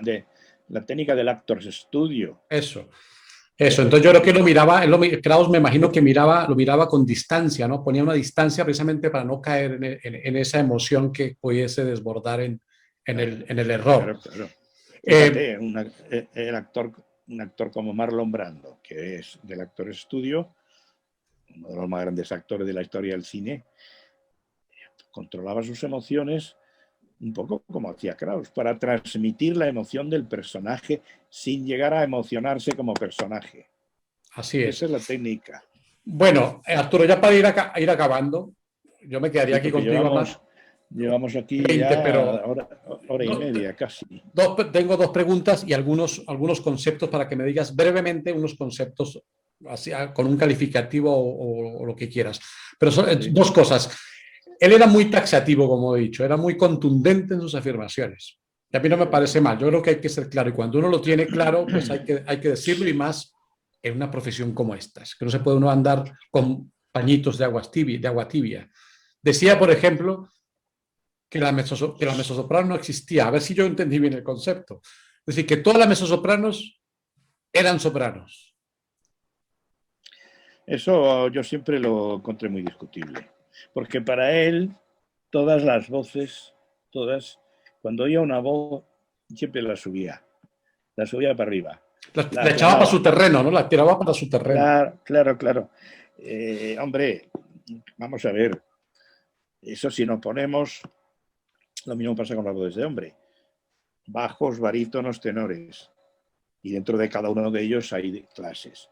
Entonces, claro, hace siglos los bajos y los barítonos no se distinguían los unos de los otros. Eran todos, incluso había baritenores que podían cantar de bajo y de barítono. Pero con el paso del tiempo todo eso se va, y con el servicio a distintos papeles, todo eso se va aclarando, y lo mismo pasa con las voces de señora. Una voz de señora es una voz grave de señora, es una contralto. Ya. Entonces, a medida que se aclara el timbre, pasas a ser una mezzo. Dentro de las mezzos hay dramáticas, hay ligeras, hay tal. Y luego pasas a ser una soprano, dentro de las cuales hay muchísimas. Entonces, lo importante en las voces, como tú sabes, para definir una voz, lo principal es el timbre. El timbre y el color. Habla de timbre y de color, ¿no? Sí, pero es que el color es una de las características del timbre. O sea, el timbre tiene propiedades, el color, el espesor, la densidad, pero el timbre acumula todo ello, pero el color es una cosa, una parte del timbre. Entonces, el timbre es lo que define a las voces, no el volumen ni la extensión. Entonces, hay sopranos ligeras que pueden ser cortas, pero tienen timbre de soprano ligera. Lo mismo que hay mezzos que tienen notas agudas mejores que las de una soprano. Pero es el timbre lo que... Y eso lo han dicho... O sea que tú no estás de acuerdo en la afirmación de que dijera que la voz de mezzosoprano no existía. No estoy de acuerdo. Claro, yo no estaba muy de acuerdo con él. Y si habrás visto en el libro que hay momentos en los que yo disiento. Hay algún párrafo que yo escribo, bueno, esto es lo que opina este señor, pero a mí yo no estoy de acuerdo con esto. A veces disiento de las cosas que dice, hombre, reconociendo su máxima autoridad al respecto, ¿no? Ya. Vale. Y la última parte de esta parte. Sí. Por ejemplo, habla... A ver, refiriéndome a mí la voz de Kraus no me parece una voz netamente la de un tenor ligero, si lo comparamos con Tito Esquipa o con Luigi Alba o con el propio Juan Diego Flores. Y él critica ese canto, por ejemplo, blando arriba de Luigi Alba o del Tito Esquipa, que era un canto un poco, bueno, en esa época, un poco incluso Mattia Battistini, un barítono que cantaba Verdi, todo Verdi, era un poco amanerado el canto. ¿Estás de acuerdo con eso, bueno, con lo que afirma él? eran otros tiempos, claro. Battistini es un barítono muy antiguo. Lo mismo que también podemos considerar amanerado un poco a Beniamino Gigli o a Caruso, con tanto portamento por aquí y por allá. Pero el amaneramiento pues depende de muchas cosas. Kraus, desde luego, no era nada lo que amanerado. Kraus criticaba era que el agudo de Esquipa o de Alba era un agudo blando, que no tenía el punch ese. Bueno, claro, porque tanto Esquipa como Alba, salvando las distancias entre uno y otro, a favor de Esquipa, eran tenores ligeros. ¿Qué pasa? Que Kraus no era un tenor ligero. Era lírico, un lírico, claro. Lírico, ligero, pero con tendencia a lo lírico. Era un tenor de Rigoletto, ¿no? Un tenor de Rigoletto. Un tenor de Rigoletto, claro. Que no volvió a cantar Rigoletto por Valetti o por alguno de estos, y los 10 por Kraus es otra historia.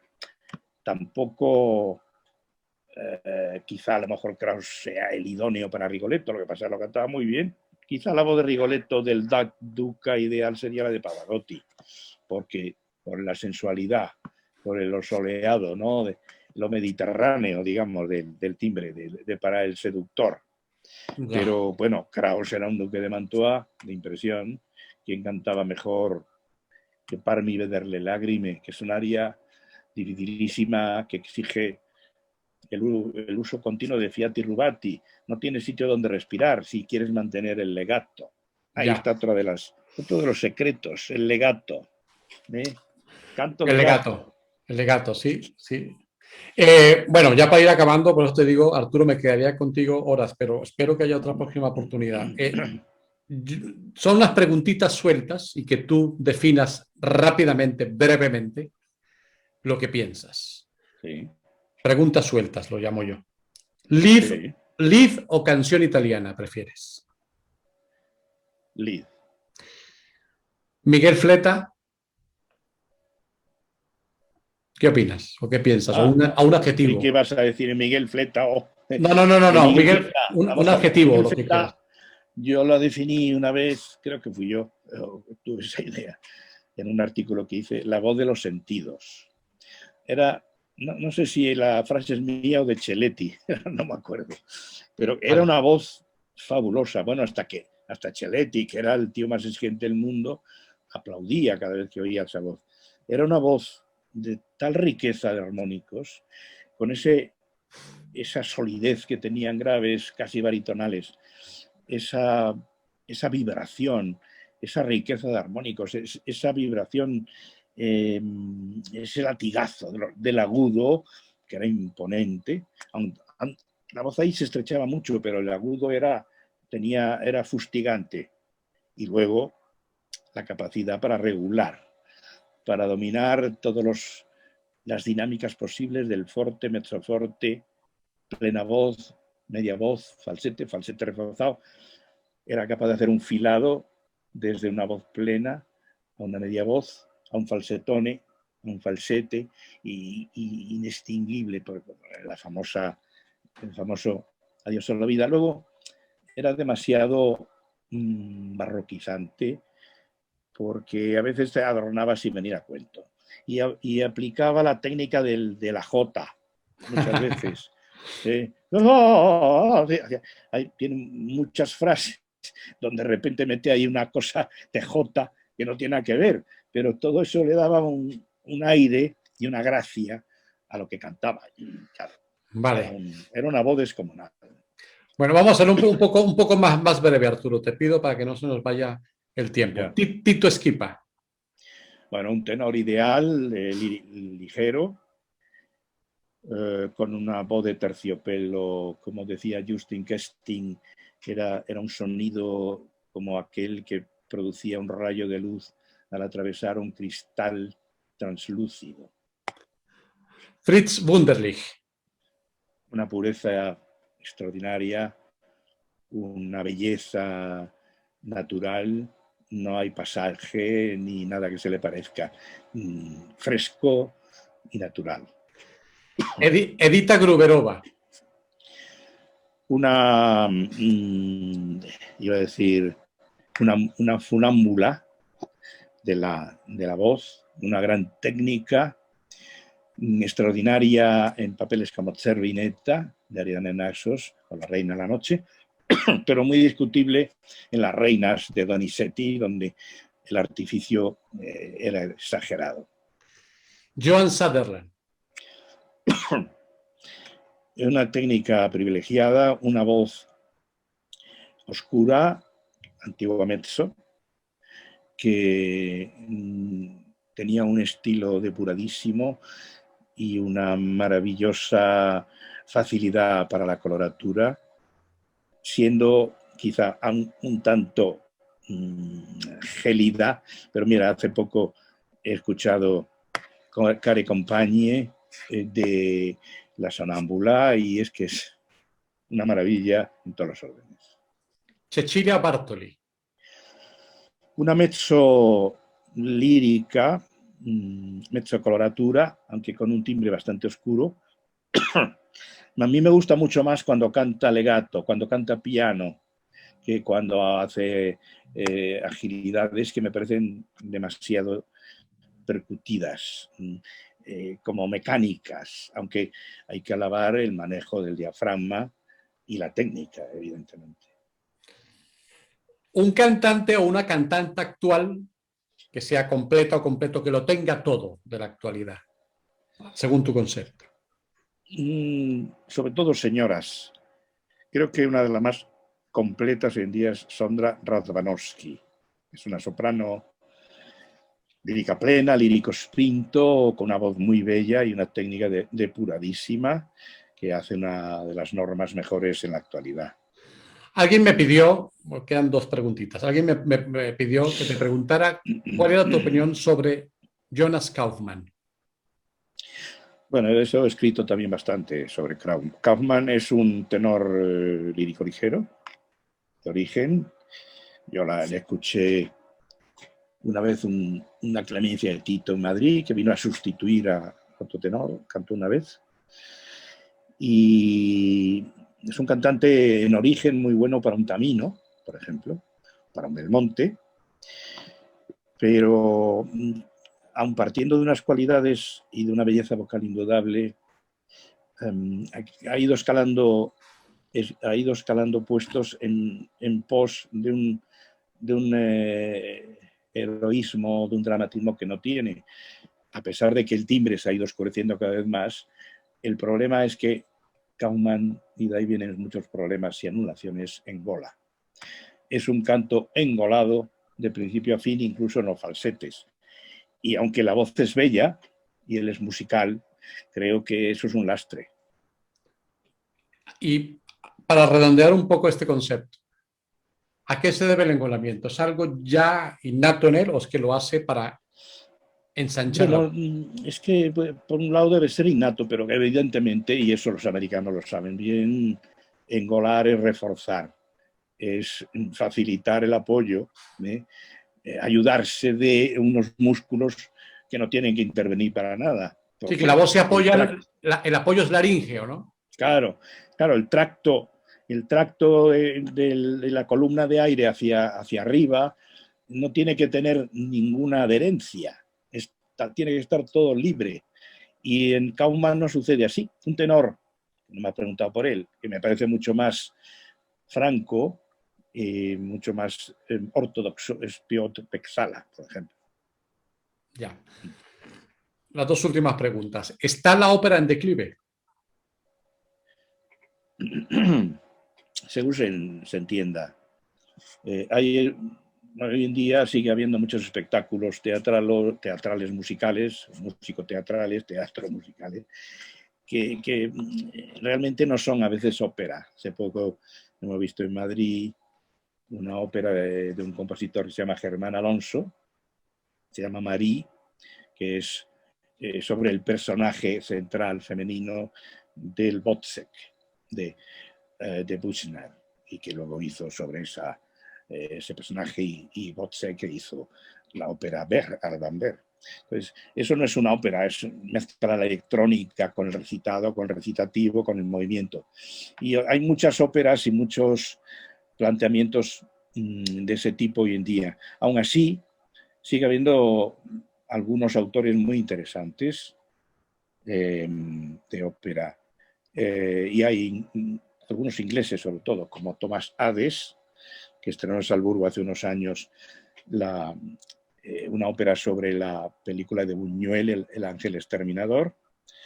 Y hay otro inglés que acaba de estrenar, además, una ópera, vamos, se había estrenado fuera ya, en el Liceo, que es, ahora no me sale el nombre ni el apellido, que aquí vimos escrito en el aire, en el Teatro Real, hace unos años, que me parece que es un magnífico compositor y un magnífico compositor de ópera también, a su estilo, y un poco recurriendo y recuperando estilemas del pasado, pero a día de hoy, o sea, no es un repetidor ni es un trasnochado.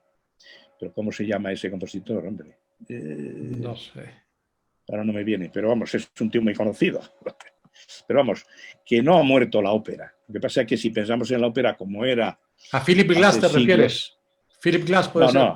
No es Philip Glass, es un inglés. También como Hades. No, Philip Glass a mí me parece un poco coñazo, vamos, para la palabra. Es un compositor muy preparado, un minimalista. En ese sentido es mejor Adams, que es también minimalista, pero tiene una música mucho más rica, más variada. A mí me gusta más Henze, por ejemplo. Hans Werner Henze me gusta más. Hombre, Henze, lo que pasa es que, bueno, Henze ya es más antiguo, ¿no? Pero Henze tiene las Basárides, por ejemplo, que es una ópera extraordinaria, y alguna otra. No, Henze es un compositor de primera, que empleando sus métodos heredados, en cierto modo, del dodecafonismo y del atonalismo, pero con una visión muy, muy peculiar y muy propia. Vale, bueno, sé que concluimos que la ópera no está en declive. Los que quieren o los que creen que está yendo para abajo. Vamos, no sé si está en declive, yo creo que no, porque sigue habiendo óperas, lo que pasa es que podemos valorarlas de una manera o de otra, pero ya insisto que hay compositores que siguen estrenando óperas, y estos nombres que hemos dado ahora son una evidencia de que sigue existiendo ópera. Ya. Qué pena que no me acuerdo del otro nombre del inglés. Bueno, ya me acordaré. Y la última pregunta. Tenía otra, pero es más larga y se nos va a ir el tiempo. ¿Qué era ser un divo antes y qué es ser un divo hoy? Claro, porque es una palabra que se usa de una manera un poco peyorativa a veces, ¿no? Bueno, sí. Hombre, un divo evidentemente puede serlo por varias razones. Primera, porque tiene unos valores, unas condiciones, una preparación y unas virtudes, sea en el canto, en lo que sea. Entonces, los grandes divos de hace siglos eran los castrados, ya sabemos, y luego lo han sido la soprano, los tenores, los barítonos, sobre todo los tenores y sopranos. Hoy en día los divos en la ópera ya sabemos que son los directores de escena. En otro tiempo, con Toscanini, fueron los directores de orquesta, pero no siempre el divo es oro puro, porque al divo se le puede propulsar o impulsar y favorecer, sobre todo hoy en día, con los medios de comunicación, ¿no? con la televisión, con la radio, y hoy en día más todavía con Internet y con la prensa, con los periódicos, con las buenas mañas de los agentes. Entonces se puede impulsar una carrera hacia lo alto cuando a lo mejor no hay tanta base como para que el divo sea tan divo. Ya. Pero ahí la mercadotecnia juega un papel fundamental a día de hoy. Pero vamos, cuando alguien es divo, por muy favorecido que esté, por una serie de razones, es que hay algo. Hombre, nadie es divo si no tiene nada, si no, no tiene una buena voz, por ejemplo, ¿no? O algo que transmitir. Bueno, y ya la última pregunta, ya para comprometerte un poco tus conceptos Sí. y tus gustos y tus filias, y que lo sepa el público. Sí. Si te dieran a elegir que te tuvieras que quedar con un solo cantante, voy a hablar, como estamos hablando de Alfredo Kraus, ¿te quedarías con Alfredo Kraus? Pero un solo cantante de la historia. No, sí, la historia del canto. Sí, bueno, yo tenía aquí una lista de cantantes, de los 20 cantantes del siglo y demás, pero bueno, a lo mejor pues, ya se nos va el tiempo. Pero estamos hablando de los cantantes modernos. Sí, no, bueno, modernos, pero si te dijeran a ti, si tú, alguien te dijera, señor Reverter, solamente tiene usted derecho a quedarse con un cantante, ¿elige usted a Alfredo Kraus?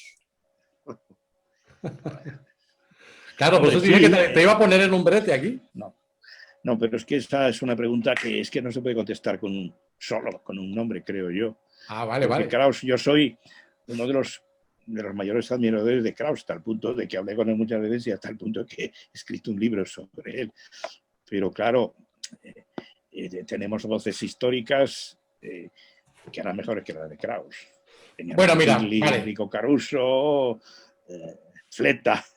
Vale, pero no pasa nada, Arturo, que es que eso quería saberlo yo y que lo supiera la audiencia, porque sé, yo también lo soy, admirador de Alfredo Kraus, que ha marcado un antes y un después en el canto, pero obviamente que lo pongan a elegir así, yo sé que no es nada fácil. Pero bueno, mira, la BBC de Londres, y ahora sí acabamos, en el 2008 escogió 20 cantantes como los 20 mejores tenores del siglo. Me acuerdo. En el primer lugar, Plácido Domingo. En el segundo... Pero el mejor cantante de la historia, ¿eh? Sí, de la historia. 20 mejores tenores de la historia. De la historia, sí. Enrico Caruso, Luciano Pavarotti, Fritz Wunderlich, Jussi Björling, Lauritz Melchior, Beniamino Gigli, John Vickers, Nicolai Gedda, Peter Pearce, Tito Schipa, Carlo Bergonzi, Juan Diego Flores, Peter Schreier, Franco Corelli, John McCormack, Anthony Rolf Johnson, Alfredo Kraus, Wolfgang Wingassen y Sergei Lemeshev. Hombre, no tiene sentido poner a Kraus, por ejemplo, detrás de un inglés que has citado inmediatamente antes. Hombre, en poco tiempo después de esa lista se celebró en La Granda, en Asturias, una reunión de críticos donde muchos hicimos conferencias, organizado por Carlos Sabeledo, que es el presidente de la Asociación de Amigos de Alfredo Kraus de Oviedo. Y allí también nosotros hicimos una lista de los mejores tenores, en donde el que salió primero fue Beniamino Gigli, pero luego estaba Caruso, estaba Björling, y Kraus estaba pues el segundo, el tercero, el cuarto, vamos, estaba por ahí. Y Plácido pues quedaba bastante más abajo. ¿No estás de acuerdo en que se siga considerando a Plácido el primer tenor de la historia? No, por favor, de modo alguno. No. Hombre, Plácido es un hombre de valores inconmensurables, sobre todo en su buena época. Era un tenor con un timbre riquísimo, un temperamento extraordinario, una voz muy bella, una donosura, pero era un cantante, un tenor corto, nunca fue muy amigo del do, y era un tenor, en mi opinión, bastante primario en la expresión de los sentimientos y en la matización, aunque la voz fuera muy bella y aunque funcionara perfectamente porque era musical, pero no era un tenor fantasioso, ni era un tenor que coloreara. Y eso funcionó mientras, nunca fue un Otelo para mí de ejemplo, pero bueno, porque nunca fue un tenor dramático, un tenor lírico spinto a lo más. Pero bueno, era muy defendible todo lo que hacía, además una resistencia hercúlea un repertorio amplísimo, una facilidad para aprenderse lo que fuera, pero claro, ya en esta época que está cantando barítono ya no hay quien lo aguante. Bueno, Alfredo Kraus decía que a un tenor no se le podía medir, lo dice aquí en tu libro, que a un tenor no se le podía medir por el número de personajes que tuviera en su repertorio. Claro. Por eso él no era un tenor de masas y él creo que no le gustaba estar en ese espacio donde... Él tuvo, creo que no sé si fueron 40, 30 y no sé cuántos, 40 y pocos personajes a lo más que se aprendió. Pero él se hizo fuerte cantando 15 o 20 o 10 o 15 y en los últimos tiempos no tan pocos como 5, pero 10 o 12. Pero no es lo normal. Pero no, Plácido ha sido un fenómeno de masas extraordinario y hay que aplaudirle por la resistencia, porque después de un cáncer, porque después de quedarse afónico, porque después de no sé cuántos sinsabores, pues sigue ahí cantando a los 80 años, de aquella manera, y además con una voz que no es la suya, porque él es, aunque empezó de barítono, siempre fue tenor. Y entonces, bueno, pero se le admite, se le consiente, se le aplaude, ¿qué le vamos a hacer?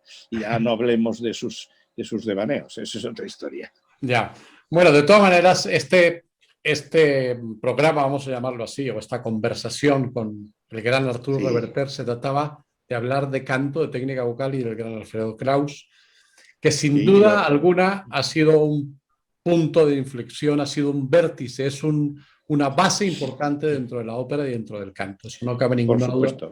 Que ha sido un gran... Dime. Sí. No, que él, como comentamos antes, me parece, fue un tenor moderno, con métodos modernos, que empleó técnicas del pasado y las empleó a día de hoy. No cantaba como Fernando de Lucia, como cantaría Gayarre, pero cantaba como un tenor de hoy, pero utilizando técnicas antiguas, ayornándolas, y por eso es un tenor moderno y antiguo al tiempo. Respetuoso y servidor de la tradición. Bueno, sin duda alguna también es muestra de una inteligencia, de una gran inteligencia para haber manejado su voz de esa manera y haber perdurado durante 40 y tantos años. Era muy inteligente, ya lo creo. Y yo lo único que le discuto, mira, me soplan aquí que el compositor inglés al que me refería, que escribió Escrito en el viento o en el aire, es George Benjamin. Ajá, inglés. Sí. George Benjamin, muy importante. Bueno, y lo que decía de Kraus, que a propósito de qué era lo que decía de Kraus. No, de que es una base fundamental, ha sido un pilar importante en la ópera y que es un cantante que ha mezclado lo antiguo con lo moderno. Exacto, que es un modelo y que como profesional era extraordinario y cumplidor, y que lo que quería decir es que probablemente tendría que haberse retirado antes. O sea, él lo retiró a la muerte, a los 71 años, pero él no se habría retirado. No sé si le pasaría como a Plácido, porque, hombre, él a los 71 estaba bastante mejor que Plácido como estaba a los 71. Pero aún así, claro, oye, tú que eres cantante, el diafragma, el fiato, con la edad, la musculatura va perdiendo elasticidad. Claro, y entonces, evidentemente, Kraus ya no tenía la frescura, la direccionalidad, la seguridad para lanzar un agudo ni para hacer una frase legato, pero sí era un maestro. Yo me acuerdo en el último concurso de Alfredo Kraus de Las Palmas, al que él asistió y que él era el principal protagonista, claro. Luego ya murió poco después. Recuerdo que él salió a cantar un trío de Elixir de Amor, con un barítono y una soprano que que me parece que ganó el premio. Bueno, y fue Abrir la boca, y Giorgio Gualerzi, que era un crítico italiano que murió hace poco, estaba a mi lado, y dijo, es que claro, es abrir la boca y es que estamos en otro mundo. Es otra historia, aquí está el arte del canto.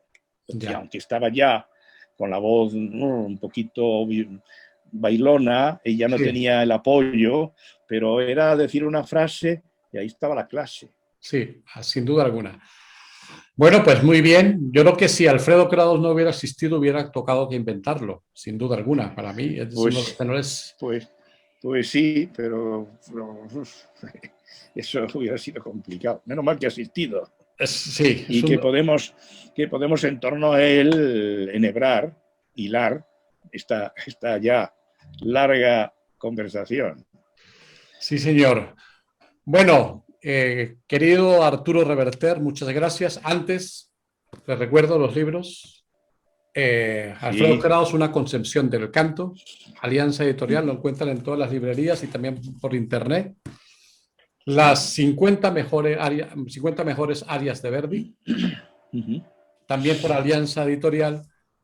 Y El arte del canto, el misterio de la voz desvelado, que a ver si un día hablamos de este libro únicamente. Sí, de este libro. Hay una edición posterior, una reedición, que está ilustrada, digamos, aumentada. Hay nuevos capítulos.